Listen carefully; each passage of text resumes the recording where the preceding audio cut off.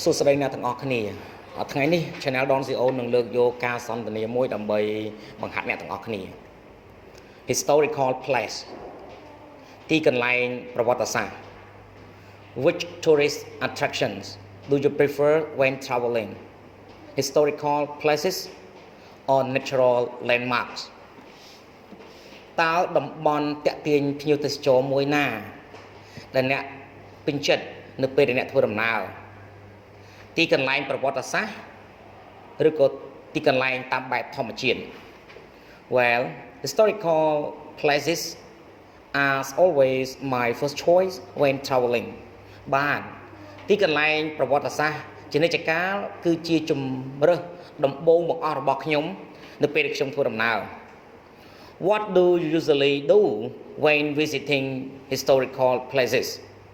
តើជាធម្មតាអ្នកធ្វើអ្វីនៅពេលដែលអ្នកទស្សនាទីកន្លែងប្រវត្តិសាស្ត្រ I usually listen to the tour guide introducing the sites and take notes about important historical events ជាធម្មតាខ្ញុំស្ដាប់ទៅកាន់ណែនាំទេសចរនៅទស្សនីយភាពហើយនឹងធ្វើការកត់ត្រានៅព្រឹត្តិការណ៍ប្រវត្តិសាស្ត្រសំខាន់ៗ Can you name some historical places you have visited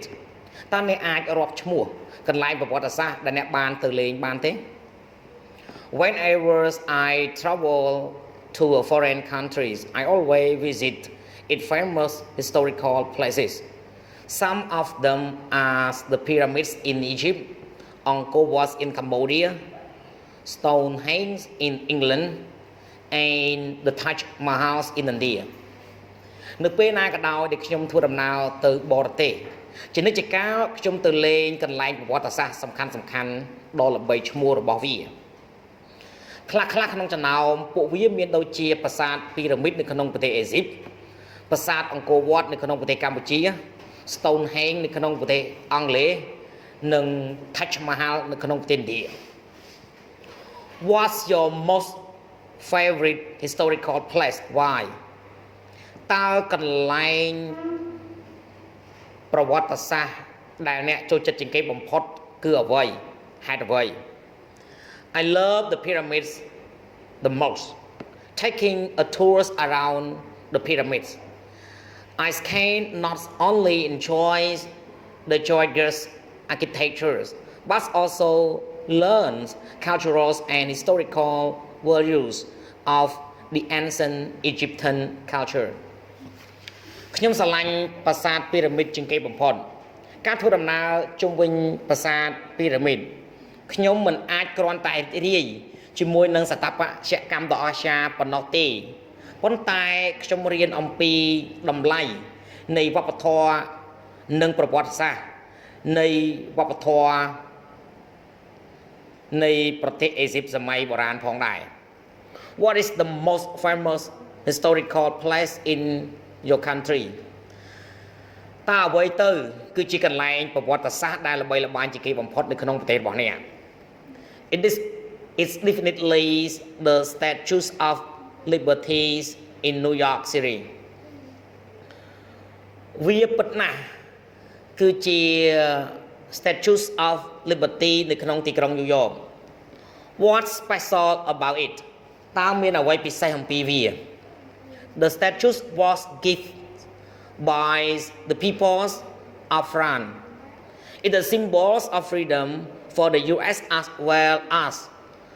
a welcoming sign to people coming to the U.S. from another country. រូបចម្លាក់គឺជាអំណោយរបស់ប្រជាជននៃប្រទេសបារាំងវាគឺជានិមិត្តសញ្ញានៃសេរីភាពសម្រាប់សហរដ្ឋអាមេរិកក៏ដូចជាការស្វាគមន៍នៅទស្សនីយភាពទៅកាន់ប្រជាជនមកសហរដ្ឋអាមេរិកពីប្រទេសផ្សេងៗគ្នា Where is it located តើវាស្ថិតនៅឯណា It's located on Liberty Islands in New York Harbor New York City វាស្ថិតនៅលើកោះ Liberty នៅក្នុងកំពង់ផែទីក្រុង New York នៅក្នុងទីក្រុង New York Should the yacht visit historical places instead of other place តើយុវជនគួរតែទៅទស្សនាកន្លែងប្រវត្តិសាស្ត្រជំនួសឲ្យកន្លែងផ្សេងទៀតមែនទេ Sure Nowadays the youth should visit these kinds of places more often in order to preserve historical and cultural virtues of their country ពិតប្រាកដណាស់សពថ្ងៃនេះយុវជនគួរតែទៅទស្សនាប្រភេទទីកន្លែងទាំងអស់នេះឲ្យបានញឹកញាប់ដើម្បីការពារនៅតម្លៃប្រវត្តិសាស្ត្រនិងវប្បធម៌នៃប្រទេសរបស់ពួកគេសូមអរគុណសម្រាប់ការទស្សនាវីដេអូសូមជួយចុច Subscribe Like និង Share